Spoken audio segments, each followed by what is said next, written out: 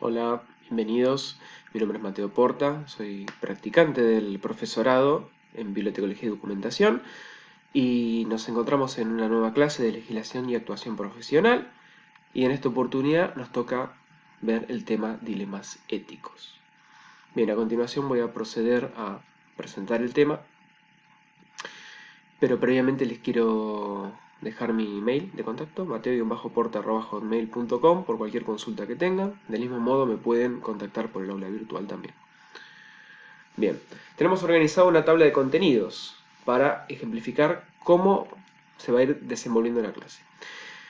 En primera instancia vamos a tener una presentación en la que vamos a introducir el tema.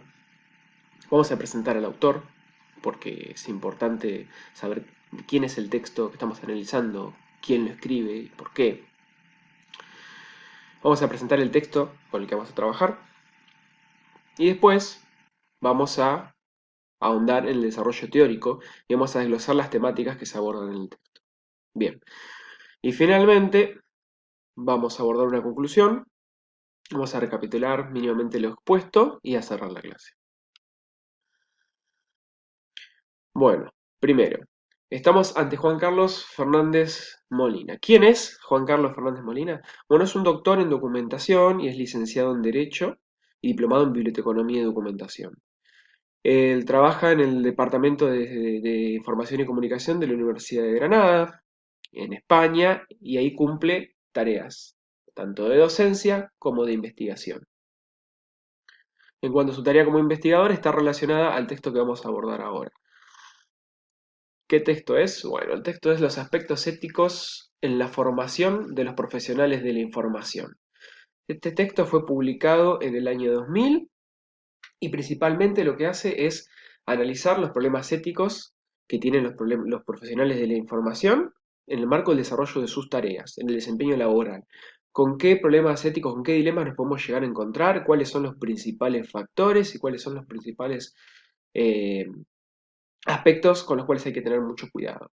Bien, para empezar a hacer un punteo de las cuestiones que son relevantes, vamos a nombrar la propiedad intelectual, el acceso a la información, la libertad intelectual, la censura, la negligencia y la responsabilidad. Todos esos elementos son fundamentales a la hora de ejercer la profesión. Y es necesario, ahora, a medida que avance la clase, vamos a ir viendo cuáles son los puntos rojos y los van a poder ir identificando dentro de los diferentes conflictos que aparecen.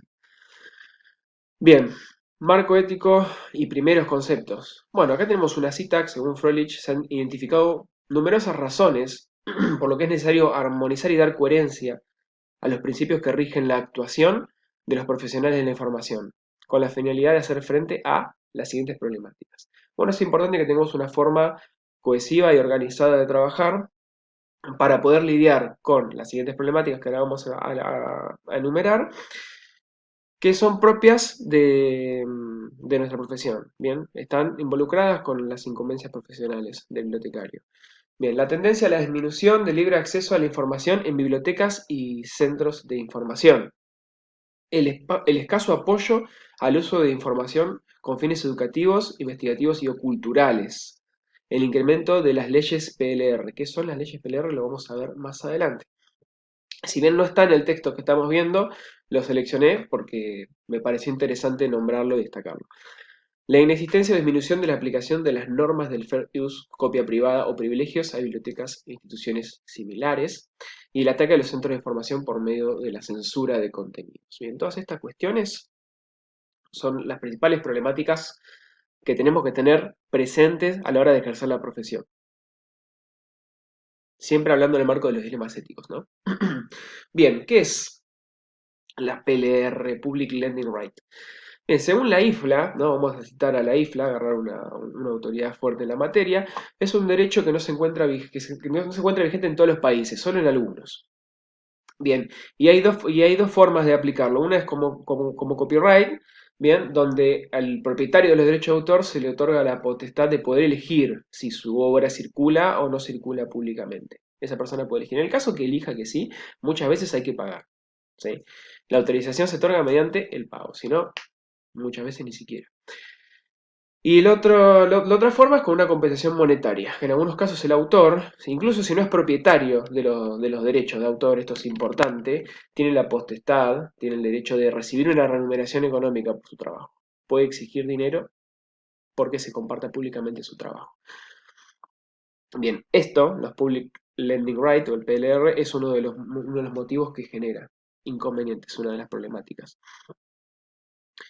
Bien, la posición que la IFLA mantiene, y esto está extraído del sitio de la IFLA, es una traducción que hice yo porque está en inglés la cita original. La posición que la IFLA mantiene desde hace tiempo sobre el derecho de autor y los derechos conectos es que los derechos económicos de los proveedores de información deben equilibrarse con la necesidad de la sociedad de acceder al conocimiento. Tiene que haber un equilibrio entre las necesidades económicas y las necesidades de la información de la gente, del público. Acá, ¿qué vamos a encontrar? Una tensión común, ética, conocida, que es que eh, los propietarios de los derechos buscan tener el mayor beneficio posible, ¿no? Por las obras, por el material, por los documentos que poseen. Y la unidades de información o el público en general busca que les salga lo más barato que se pueda. Ahí hay un cruce de intereses. Objetivo. ¿A qué nos referimos con objetivo? Bueno, nos estamos refiriendo puntualmente al objetivo del trabajo y esto lo enuncia Fernández Molina. Identificar algunos de los principios, obligaciones y situaciones básicas que forman parte de nuestro contexto profesional. De esta forma puede aparecer ante nuestros ojos una visión más clara de los muchos problemas éticos a los que se enfrentan los profesionales de la información. ¿Por qué pone el ojo acá?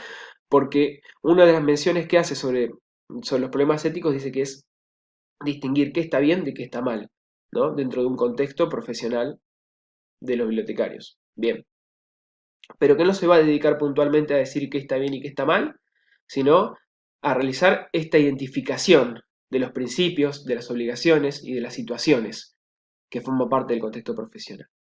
Bien. ¿Para qué? Bueno, con la finalidad de tener una visión más clara a la hora de desempeñar el rol. Bien, factores. Existen factores que afectan las deliberaciones éticas. ¿Qué son las deliberaciones éticas? Bueno, cuando un acontecimiento no habitual, fuera de lo normal, de lo que estamos acostumbrados, genera una tensión a través de la cual se desencadena un desacuerdo ético. Bien, ese desacuerdo ético tiene que ser deliberado para tomar una resolución al respecto. ¿Cuáles son esos desacuerdos éticos? Lo vamos a ir viendo más adelante. Y hay 4 factores, porque estamos hablando de factores, que intervienen en los procesos de deliberación, ¿no? En esa búsqueda de la solución, de qué vamos a hacer, cómo vamos a abordar el problema. Esos factores son la utilidad social, la supervivencia, la responsabilidad social y el respeto por el individuo. Son los 4 factores principales que intervienen en el proceso de deliberación de un problema ético, de las deliberaciones éticas. Inciden directamente sobre el problema. Vamos a ver por qué. Utilidad social.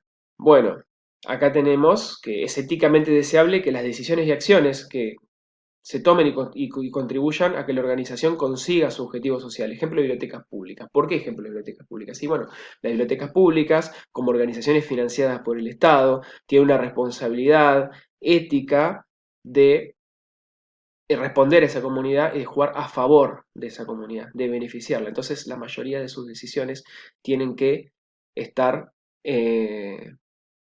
jugando a favor de los intereses de la comunidad a la cual intenta ayudar, en la cual está inserta. A ver, ¿qué tensión puede haber? Y, por ejemplo, puede haber una tensión entre un concepto que vamos a ver más adelante, que es el concepto de supervivencia. Puede ser, por ejemplo, que una decisión o una política que se tome en la biblioteca sea muy costosa y ponga en juego la supervivencia de la biblioteca. ¿Bien? ¿Se entiende? Entonces ahí tenemos una tensión entre 2 de estos factores. Acá tenemos la supervivencia, que es lo que estamos hablando recién, esto justamente estaba mencionando antes, que es que toda organización tiene como objetivo sobrevivir, ¿no? Si una organización no sobrevive, ninguno de sus fines y sus objetivos puede ser cumplidos. Entonces esto tiene que estar muy arriba en la lista. ¿sí? Y los dilemas éticos pueden poner en problema la existencia de las organizaciones y de las bibliotecas. Por ejemplo, bueno, acá tenemos un ejemplo que es sobre un pedido de censura por parte de quien financia la unidad de información. Ahí se puede generar un dilema ético, porque quien financia la institución no quiere que cierto contenido esté en la biblioteca y por ende ese contenido es censurado. Eh, el bien primordial es que la biblioteca permanezca abierta y siga funcionando, ¿no? Si la biblioteca se cierra, no deja de ser financiada, no se trabaja más, se perjudica a toda la comunidad. También se perjudica a la comunidad si no se incluye ese contenido, pero en menor medida. Acá hay otra tensión ética a ser vista. La supervivencia, si cerramos directamente el centro de información, ya no puede ayudar a la comunidad, no puede ayudar a más nadie. Queda literalmente afuera del sistema. Para poner un nombre concreto, choca con la utilidad social. Ahí está el roce ético. Bien, responsabilidad social. Las organizaciones tienen responsabilidades con respecto a la sociedad, principalmente aquellas financiadas por el Estado. Se pueden crear políticas que beneficien a la sociedad en la cual se encuentra inserta la organización. Esas políticas pueden entrar en tensión con la supervivencia. Por ejemplo, debido al aumento de costos. Un ejemplo de esto es la biblioteca quiere utilizar material reciclable para sus productos y esto aumenta el costo. Bien, la utilización de material reciclable lo que hace es eh, jugar a favor de la limpieza ambiental de la comunidad, pero juega en contra de la supervivencia porque el material es más costoso. Por ejemplo, es un ejemplo. Bien, respeto por el individuo. Acá tenemos como eje central que se tiene que tratar con dignidad a todos los individuos involucrados, a todos, usuarios y empleados también. Que hay que adaptar las colecciones a las necesidades e intereses individuales o de masas dentro de lo posible. ¿No? Por ejemplo, si recapitulamos los dilemas anteriores, un dilema de supervivencia puede ser justamente este. Ponemos en tensión el respeto por el individuo con la supervivencia. Bueno, yo voy a darle importancia a la necesidad de la masa o a la necesidad individual. Y por una cuestión de supervivencia muchas veces, lamentablemente, se tiene que optar por darle importancia a la necesidad de masas y dejar relegada una necesidad individual. No quiere decir que en todos los casos sea así, es nada más que un ejemplo ilustrativo para entender cómo podrían tensionarse estas dos partes. Bueno, proteger la intimidad de los usuarios. Los profesionales de la información trabajamos con datos personales, ¿sí? De los usuarios, sabemos al respecto por ejemplo, de sus gustos o datos personales netamente, y tenemos que poder resguardarlos y actuar responsablemente y nunca poder usarlos en su contra. Este tipo de información genera una situación de empoderamiento por sobre otra persona. Así que hay que ser respetuosos y trabajar con una ética correcta y responsable para resguardar a la gente. Bien, y el trato justo y equitativo a los empleados. No debe haber diferencia entre los empleados, se los tiene que tratar de forma equitativa y justa por el mismo tiempo de trabajo. Esta cuestión creo que es la que menos explicación requiere y la que por ahí parece más intuitiva o más sencilla. Bien, y después vamos a hablar de las principales áreas con implicaciones éticas. Tenemos la selección de materiales y censura, el acceso a la información, el servicio de referencia. Bien, intimidad, confidencialidad y protección de datos personales y el derecho de autor. Vamos a desarrollar puntualmente cada uno de estos elementos.